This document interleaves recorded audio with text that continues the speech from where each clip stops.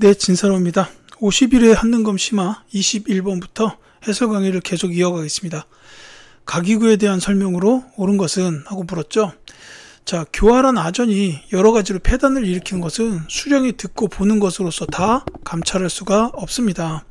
그러나 중앙의 경제소와 지방의 가가 서로 들은 대로 규찰하여 교활한 아전을 억제시키고 향촌의 풍속을 유지시킨다면 풍속을 좋은 방향으로 개선하는 데 도움이 될 것입니다. 라고 돼 있어요. 자, 중앙의 경제소, 그 다음에 지방의 가고요. 그 다음에 규찰하여 교활한 아전을 억제시킨다. 그리고 향촌의 풍속을 유지시킨다. 라고 나와 있습니다. 이게 가장 중요한 키워드가 되겠죠. 이제 지방에 있었던 그 아전들을 규찰하고 풍속을 유지시키기 위한 기구, 이건 바로 유양소에 대한 설명이에요. 자, 유양소에 관한 설명으로 옳은 것을 찾으라는 문제입니다.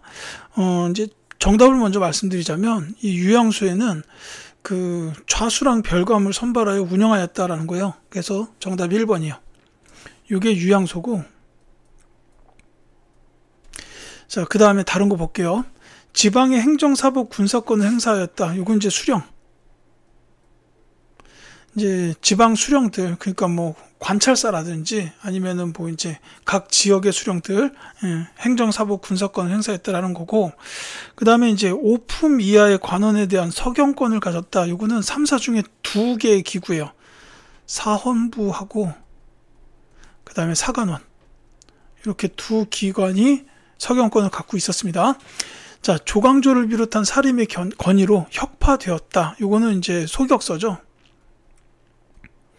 조광조의 개혁과 관련된 내용을 보다 보면 이제 소격서 폐지, 이게 있습니다.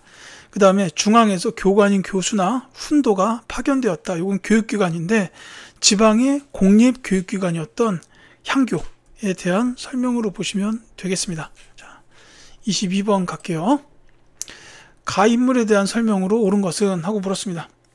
자, 이곳 파주 자운서원에는 가의 위패가 모셔져 있는데 군주가 수양해야 될 덕목과 지식을 담은 성학 지묘를 집필했다라고 돼 있고 해주향약을 시행했다라고 나와 있죠. 자, 요거는 그 5,000원에 계시는 율곡 이희 선생을 말합니다. 자, 여기 이제 대표적인 키워드 성학 지묘, 그 다음에 해주향약, 요런 게 있는데 이게 이제 정리를 합시다. 그 이황 선생하고 뭔가 비슷해요. 이제 조선시대 대표적인 성리학자 두 분으로 꼽히는데, 이 선생은 여기 나와 있다시피 성학 지묘, 그 다음에 그 해주향약, 또 하나 이제 이분이 작성하신 책 중에 하나는 좀 기억해 주셨으면 좋겠는 게 그 동호문답이라고 있어요. 이게 이제 선지에 있습니다. 그 다음에 이황 선생의 경우에는 비슷한 게 성학 10도, 그 다음에 예안 향약이 있어요. 예안 향약이 있고, 그 다음에 이황 선생에 대해서 또 한 가지 기억해야 될 게 있다면은 그 기대승 학자하고 벌였던 논쟁, 4단 7정 논쟁, 요거까지 같이 이렇게 기억해 두시면 되겠습니다. 그러니까 이게 좀 이름들이 비슷하잖아요. 성학 지묘, 뭐 성학 10도 이렇기 때문에 이게 굉장히 헷갈릴 수도 있어서 제가 이거 나올 때마다 한 번씩 정리를 하는 것 같습니다. 자, 어쨌거나 여기서는 이 선생에 대한 설명을 찾아주면 되겠는데, 제가 말씀드린 거에 정답이 있었죠. 5번입니다. 다양한 개혁 방안을 담은 동호문답을 저술하였다라는 게 바로 율곡 이희 선생에 대한 설명이에요. 자, 불시 잡변을 지어서 불교를 비판하였다라는 거는 그 조선의 설계자 정도전, 이분이고, 자, 노론의 영수로 북벌론을 주장하였다. 이거 송시열입니다. 이 송시열 학자에 대해서도 간혹 시험에서 정답 선지로 나올 때가 있더라고요. 이제 대표적인 키워드가 이제 기축봉사, 그 명나라에 대한 의리를 이제 주장을 했다라는 거죠. 이게 이제 기축봉사를 올렸다, 이런 걸로 나오는데, 이제 그 서인이 노론으로 갈라지던 그 시점에 영수이셨던 분이에요. 그래서 이제 기축봉사 같이 기억해 두시면 되겠습니다. 자, 양명학을 연구하여 강화학파를 형성하였다. 이거는 정제두라는 분이에요. 이제 양명학은 실천을 중시하는 유학의 한 분야죠. 예. 자, 그 다음에 북한산 비가 진흥왕 순수비임을 고증하였다. 요거는 이제 김정희, 추사 김정희 선생.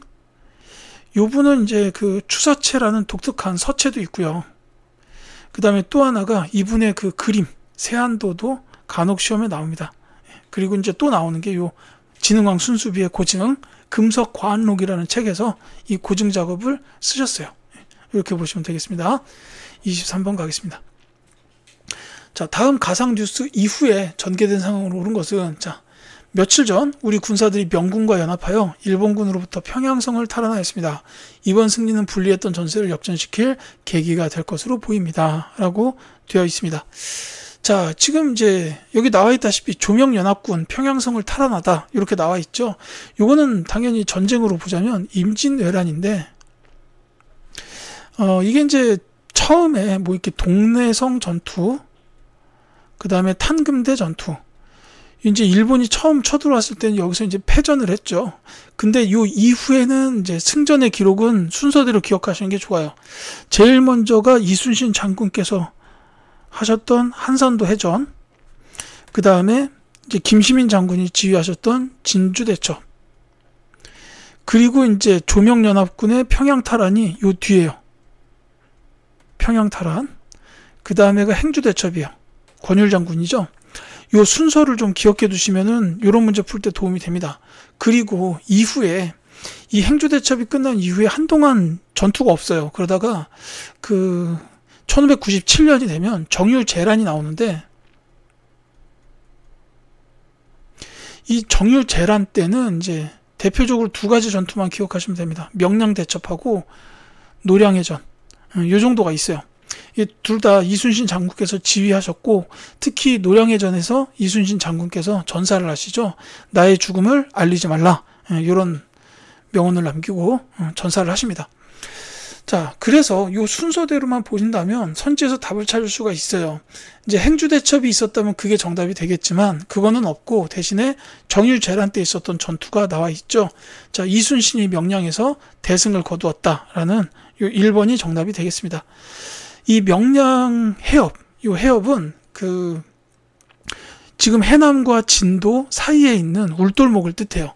그래서 요 그 울돌목이 그 물살이 워낙 세다 보니까 이 우는 것처럼 파도 소리가 크게 난다 해가지고 울돌목인데, 그 저기 명량할 때 명자도 울 명자입니다. 어쨌든 여기에 그 바다 그 파도라든지 이런 해류 흐름을 이용해서 이순신 장군께서 굉장히 큰 승리를 거두었던 대첩이라고 보시면 되겠죠.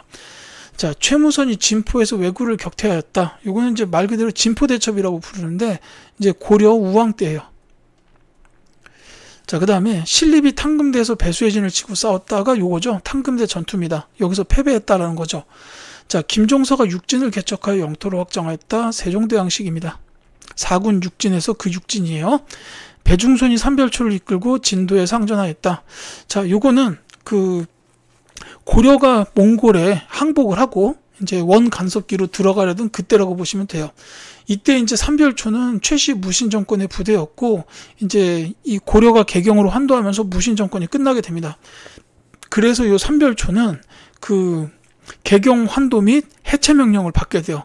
그거를 거부하고 배중손이 삼별초를 이끌고 진도에다가 이제 새로운 고려의 정부를 세우고 항전을 하게 되는데, 나중에 이게 여몽연합군에 의해서 이제 진압을 당하게 되죠.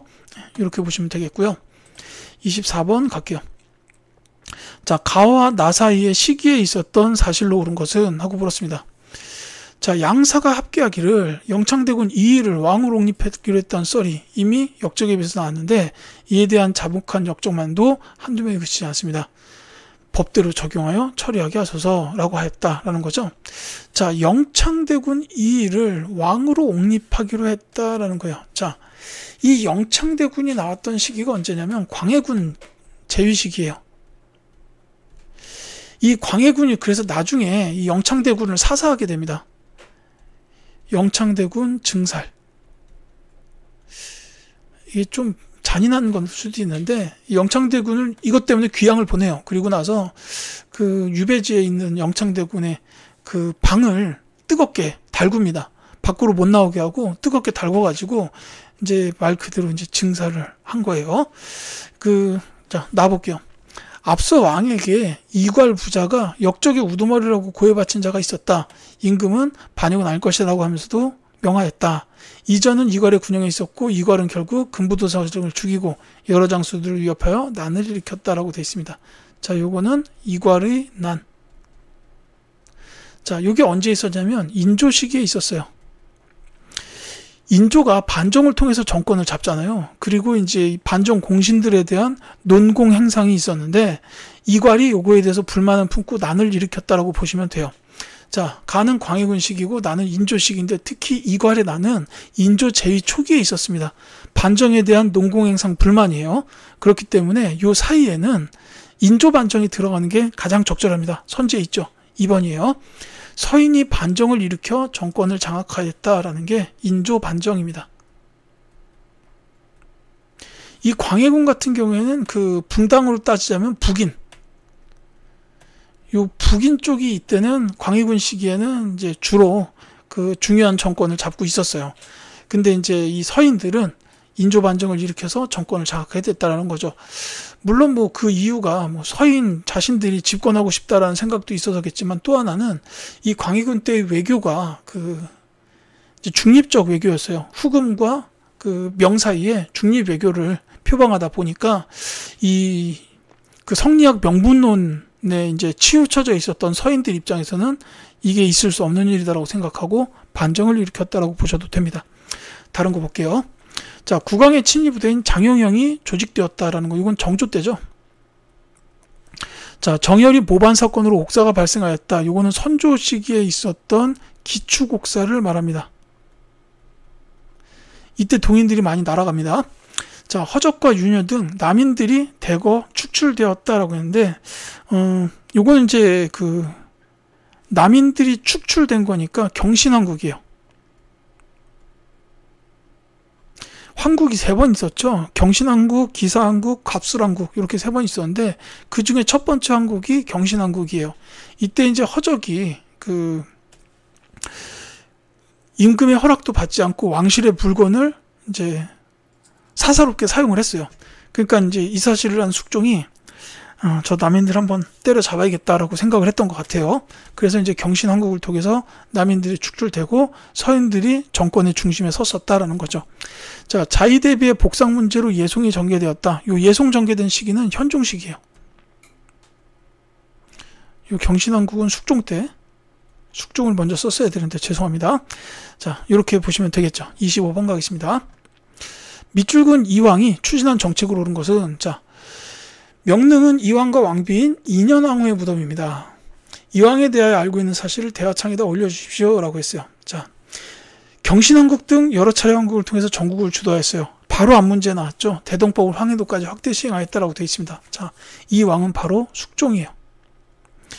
자, 이 숙종에 대해서 가장 중요한 거는 그 정책적 이제 뭐 환국 제외하고 황국을 주도해가지고 왕권을 극대화했던 왕이기도 하고요. 이거 제외하고 기억해 두셔야 될 만한 키워드들이 백두산 정계비, 그 다음에 상평통법 유통, 요거 이제 발행하신 분도 숙종이에요. 요런 게 이제 숙종과 관련된 정책으로 가장 많이 출제됐던 키워드인데 사실 선지에 그게 없습니다. 그래서 이 문제가 2점짜리로서는 조금 어려운 문제일 수는 있어요. 이게 정답을 먼저 말씀드리자면 그 숙종 때 그 군사체계였던 오군영 체계가 완성이 됩니다. 그게 금위영이 창설이 됐기 때문이에요. 정답이 1번입니다. 요 오군영 있죠? 이 오군영이 처음에 훈련도관부터 만들어져요. 이거는 선조. 그 다음에 어영청이나 총융청이나 수어청이 만들어지는데 요거는 인조식이에요. 그리고 숙종 때 와서 금위영이 만들어지면서 오군영 체제가 완성됩니다. 그래서 이게 금위영 창설했다가 정답인데 이게 이 오군영의 그 흐름을 좀 이해하고 있어야만 풀 수 있기 때문에 이게 꽤나 어려운 문제일 수도 있어요. 다만 이제 다른 선지들이 워낙 그 숙종과 관련이 되지 않기 때문에 그 소거법으로 찾으셔도 됩니다. 경국대전의 반포야 성종이죠. 이건 너무 중요하고, 나선정벌의 조총부대를 파견하였다. 효종입니다. 북벌론 하셨던 그분이에요. 그거랑 관련이 좀 있습니다. 그 다음에 농민들의 군역 부담을 줄여주고자 균역법을 시행하였다. 영조. 그 다음에 초계문신제를 실시하였다는 정조죠. 자, 그래서 다른 것들의 선지가 워낙 다른 왕들을 말하고 있기 때문에 이제 금유형 창설 요거를 정답으로 찾을 수도 있어요. 이렇게 보시면 되겠습니다. 다음 갈게요. 자, 26번. 다음 대화가 이루어진 시기에 경제 상황으로 옳지 않은 것은 해가지고, 며칠 전 전하께서 형조와 한성부에 시전상은의 금난정권을 철폐하고 이를 어길 경우 처벌하라는 지시를 내리셨다네. 다만 유기전은 제외되었다고 하더군 이라고 되어 있습니다. 지금 여기서 두 선비가 나누고 있는 대화의 소재가 금난정권의 철폐죠. 요걸 가리켜서 신의 통공, 이게 이제 정조 때 있었습니다. 뭐 앞선 문제에서도 정조가 선지에 많이 나왔죠. 뭐 규장각, 초계문신제, 장영용, 수원화성, 그리고 이제 신의 통공해서 금난정권 철폐한 것도 물론 있고, 그 다음에 그 법전으로 대전통편, 요것도 자주 출제가 됩니다. 이렇게 기억해 두시면 되겠고, 참고로 요 유기전 같은 경우에는 6개의 생활 필수품을 파는 그런 이제 상점이라고 보면 돼요. 그래서 이거는 이제 제외가 됐다라는 거죠. 자, 정조 시기. 그러니까 이제 경제 상황 문제이기 때문에 정조 시기 전후, 그러니까 조선 후기라고 보시면 돼요. 조선 후기의 경제 상황에 대한 문제인데, 옳지 않은 걸 물어봤으니까 조선 후기가 아닌 거를 찾아주면 되겠습니다. 정답이 그래서 바로 나오죠. 1번이에요. 고액 화폐인 활구가 주조되었다. 이 활구는 은병이라고도 불리잖아요. 고려시대입니다. 은병으로도 불려요. 자, 담배, 면화와 같은 산품작물이 재배됐다. 그 다음에 공인이 활동했다. 이 공인 같은 경우에는 대동법이 시행이 되면서 그 지방 토산물을 납품하기 위해서 등장하게 된 상인이죠. 공인들이 활동하게 됐고, 송상이나 만상, 내상 같은 것도 있죠. 대청무역으로 부를 축적하였다. 역시 조선 후기, 청나라와 무역한 거니까 조선 후기를 보면 되죠. 광산을 전문적으로 경영하는 덕대가 등장하였다. 자, 덕대는 광산 경영의 전문가인데, 요거는 민간의 광산 개발이 허용됐던 그 시기 이후로 등장했다고 보면 되겠습니다. 전부 조선 후기에 관련된 내용이 맞죠. 자, 27번 가겠습니다. 가인물의 작품으로 옳은 것은? 하고 물었어요. 자, 이 그림은 조선 후기 풍속화가 가가 그린 미인도인가요? 맞습니다. 가는 이 그림 외에도 양반들의 풍류와 남녀 사이의 애정을 소재로 한 작품을 많이 남겼다라는 거예요. 자, 요 미인도를 보고서도 알 수가 있을 거고, 이분이 하신 말씀, 양반들의 풍류와 남녀 사이의 애정을 소재로 했다. 특히 여성을 소재로 그림을 많이 그리셨던 분, 기억하시는 분이 딱 한 분 있으면 됩니다. 바로 신윤복 화백이에요. 신윤복 화백입니다. 자, 신윤복 화백에 대한 신윤복 화백의 작품을 찾아주면 되겠습니다. 정답은 바로 나와야 돼요. 이거 4번입니다. 자, 여기도 여성분이 계시죠. 이게 이제 신윤복 화백의 월하 정인, 월하 정인이고, 이제 중요한 것들만 좀 말씀을 드릴게요. 자, 선지 1번에 있는 거는 이제 김홍도 화백의 씨름, 말 그대로 씨름하고 있잖아요. 이제 김홍도 화백이 아마 신윤복 화백의 스승 정도가 될 겁니다. 그 다음에 이제 자주 출제되는 걸로 선지 3번에 있는 거, 김득신의 파적도예요. 그리고 이제 5번에 있는 요거는 강세황 화백의 영통동 구도, 모두 조선시대 작품이라고 보시면 되겠습니다. 자, 28번 갈게요. 자, 밑줄근 별난에 대한 설명으로 옳은 것은, 자, 경상도 안핵사 박규수 아래옵니다. 진주 백성들이 별난을 일으켜서 오로지 전 경상부 병사 백낙신이 탐욕을 부려 수탈하였기 때문입니다. 별난을 격발시킨 죄를 물어 그를 엄중히 처결하도록 하소서라고 되어 있습니다. 자, 안핵사 박규수도 중요한 키워드고요. 백낙신의 탐욕 때문에 일어난 수탈, 이것도 굉장히 중요한 키워드. 이 사건은 바로 임술 농민 봉기입니다. 이제 뭐 백성들이 일으킨 봉기이기 때문에 별난이라고 보기엔 좀 뭐하고, 임술 농민 봉기 이렇게 이해하시면 되겠는데, 이제 뭐 어느 시대를 막론하고 그 백성들이 봉기를 일으키는 이유는 이제 딱 원탑은 그거예요. 먹고 살기 힘들어서. 그러니까는 지배층의 누군가가 가혹하게 수탈해서, 뭐 이렇게 보시면 되겠습니다. 자, 요 임술농민 봉기랑 관련된 건데, 이게 이제 박규수 이분하고도 이어져요. 요 관련된 거가 이제 또 있다면은 삼정 이정청의 설치를 건의하였다. 요게 있습니다. 그래서 4번이 정답이에요. 이분 박규수가 바로 삼정 이정청을 설치하자고 건의했다라는 거죠. 요 박규수 이분은 역사에서 많이 등장합니다. 그래서 이제 따로 좀 기억해 두실 필요가 있는데, 이 박규수 선생님은 일단 연암 박지원 이분의 손자예요. 그 다음에 이제 아무래도 연암 박지원 선생의 영향을 많이 받았겠죠. 그 박지원 선생이 북학파 중 한 분이잖아요. 그러니까 그 청나라의 문물을 받아들이자라고 이제 열알기 같은 것도 쓰셨고 했는데, 그래서 이 박규수 선생도 개화 사상가예요.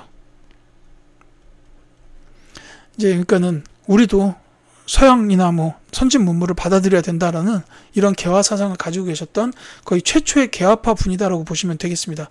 그리고 이제 이분이 여기 임술농민 봉기 때 안핵사이기도 했는데, 이것도 물론 중요하지만 또 하나가 있는 게 뭐냐면은 제너럴 셔머너 사건. 이때 평안 감사였어요. 이 제너럴 셔머너 사건이 일어났을 때 이때 그 평양 지역의 민중들이 이제 막 약탈을 당하고 이러니까 감사님 해가지고 갔을 거 아니에요. 이런 일이 있습니다. 어떻게 합니까? 그러니까 저 배를 불태워라 라고 명령을 하셨던 분이라는 겁니다. 그러니까 이제 미국 상선이 들어왔는데 이제 개화 사상가니까 문물을 받아들이는 거 아닌가? 이거 아니죠. 왜냐하면 이 당시에 평안 감사면은 왕을 대신하여 평안도 지역 주민들을 다스리는 사람이에요. 근데 자기 백성들이 피해를 당하고 있는데 어떻게 그걸 그냥 놔둡니까? 이거는 개화 사상이고 뭐고 간에 이거는 이제 시의적절한 판단이었다고 보이는 거죠. 뭐 요거까지 같이 좀 기억해 두시면 되겠어요. 자, 다른 선지는 뭐 간략하게 말씀드릴게요. 홍경래가 주도하여 봉기하였다. 이건 말 그대로 홍경래는 아니죠. 서북 지역 주민들에 대한 차별 때문에 일어난 순조 시기의 난이다. 이렇게 보면 되고요. 청군이 파병되는 결과를 가져왔다. 이건 이제 두 가지 정도를 볼 수 있는데, 이모군란이나 갑신정변. 정부가 첫나라에 SOS 한 거죠. 흥선대원군 집권 시기에 일어났다. 이건 많습니다. 뭐 병인 박해, 병인 양효, 제너럴 셔머너 사건, 오페르트의 남영군묘, 도굴시도 사건. 그 다음에 뭐 저기 신미양요. 그래서 척화비까지 건립하고 뭐 많습니다. 자, 보구간민, 제폭구민을 기치로 내걸었다. 이건 이제 동학농민운동이라고 보시면 되겠죠. 자, 29번 가겠습니다. 가에서 마에 일어난 사실을 옳지 않은 것은 하고 물어봤는데, 자, 섬에서 만나는 제국주의 열강의 침입과 저항, 그리고 이제 뭐 외규장각, 연무당 예터, 광성보, 정족산성, 초지진 이렇게 나왔습니다. 자, 이 지역 어딘지 바로 아셔야 됩니다. 강화도입니다. 자, 이제 선지에 있는 내용하고 하나하나 맞춰볼게요. 자, 프랑스군이 의궤를 약탈하였다. 이 의궤가 외교장각에 있었습니다. 이거 병인양요 때 있었던 일이기 때문에 외교장각 의궤 약탈 맞아요. 자, 나에서 조일수 조규가 체결되었다. 조일수 조규는 강화도 조약을 뜻하죠. 이걸 체결한 데가 연무당도 맞습니다. 그 다음에 다해 보면 광성보인데 어지연 부대가 결사항전하였다. 신미양요 때 있었던 일이죠. 광성보 어지연 장군 맞습니다. 그 다음에 정족산성, 양원수 부대가 적군을 물리쳤다. 병인양요 때 있었던 일이에요. 맞습니다. 자, 그 다음에 마에 있는 초지진인데 요 영국군이 불법으로 점령하였다가 아니에요. 이 영국군이 불법으로 점령한 곳은 거문도입니다. 전남 여수 남쪽에 있는 섬이에요. 그래서 정답은 5번이 되겠습니다. 자, 뭐 여담이지만 저는 강화도에서 2년 동안 일을 했어요. 근데 그 일을 했던 데가 정족산성 근처에 있는 전등사. 요 근처에 있는 한 학원에서 이제 2년간 근무를 했었습니다. 그래서 이제 뭐 전족산성은 뭐 여러 번 가봤고 다른 지역도 다 가봤죠. 뭐. 이 강화도는 늘 말씀드리지만 섬 전체가 하나의 역사 유적지다라고 보시면 될 만큼 역사적 가치가 굉장히 많아요. 이건 여기 외교장각 이쪽 근처 가면은 저 고인돌 유적지나 이런 것도 있습니다. 그러니까는 뭐 선사 시대부터 현대까지 뭐 이렇게 다양한 역사를 만날 수 있는 곳이다. 요거까지 말씀을 드릴게요. 30번 가겠습니다. 자, 가나 조약에 대한 설명으로 옳은 것을 보기에서 모두 고른 것은 하고 물었습니다. 자, 가를 보니까 미국 상인과 상선이 조선에 와서 무역을 할 때 입출항하는 화물은 모두 세금을 바쳐야 하며 세금을 거두는 권한은 조선이 자주적으로 생사한다 라고 나와 있습니다. 자, 미국 나왔고요. 그 다음에 세금을 바쳐야 한다는 요 세금은 당연히 관세 및 항세를 뜻합니다. 그래서 요거는 조미수호 통상조약이에요. 자, 그 다음에 나와보시면 37관 조선국에서 가뭄과 홍수, 전쟁 등의 일로 국내 양식이 부족할 것을 우려하여 일시 쌀 수출을 금지하려고 할 때에는 1개월 전에 지방관이 일본 영사관에 통지하고 일본 상인들에게 전달한다라고 했습니다. 지금 여기서 설명하고 있는 게 방공령인데요. 그러니까 일본이 우리나라에서 쌀을 워낙 무분별하게 가져가다 보니까 뭐 수탈은 아니죠, 이때는. 그러니까 이제 무분별하게 사가다 보니까 이제 우리나라 땅에 있는 쌀이 부족해지는 현상이 나오는 거예요. 그래서 이제 방공령이 추가가 됐는데 이 관련된 조약은 조일 통상 장정이에요. 그러니까 요전에 강화도 조약을 맺었잖아요. 근데 그때는 쌀 수출이 무분별하게 허용이 됐어요. 심지어 관세나 이제 항세도 없었어요. 그래서 이제 쌀이 무분별하게 막 나가다 보니까 이제 우리 정부에서 조약 잘못 맺었구나. 이렇게 생각하고 나중에 보완하게 되는 조약이 조일통상 장정이다라고 보면 되겠죠. 물론 이때는 일본에서도 요구한 게 있었어요. 이제 뭐 여기 우리는 방공령 들어가고 관세 들어가고 이랬는데 일본에서는 최애국 대우를 요구했습니다. 이거를 이제 들어주죠. 그러니까 최애국 대우는 원래 조미수호 통상조약에서 처음 맺어졌고 강화도 조약에서는 없었어요. 근데 조일통상 장정 때는 최애국 대우가 들어간다. 이렇게 보시면 되겠습니다. 자, 지금 제가 말씀드린 걸 통해서 답을 찾아봅시다. 조미수호 통상조약의 가는 최애국 대우 내용을 포함하였다가 맞아요. 최초로 들어간 조약이 바로 조미수호 통상조약입니다. 그 다음에 갑신정변의 영향으로 체결된 거는 한성조약이에요. 그 다음에 이제 우리가 맺은 건 아니고 청나라랑 일본 사이에 텐진조약. 또 갑신정변의 영향으로 맺어졌습니다. 자, 그 다음에 이 나에서 방공령 시행에 대한 규정 담고 있다. 맞죠? 그리고 리을에 있는 재정고문을 두도록 하는 조항을 담았다. 요거는 1차 한일협약인데 1904년입니다. 저때 부임한 재정고문이 바로 그 메가타라는 인간이죠. 자, 어쨌든 정답은 2번 기역과 디귿이 되겠습니다. 자, 이렇게 해서 30번까지를 말씀을 드렸어요. 31번부터는 다음 영상에서 이어드리도록 하겠습니다.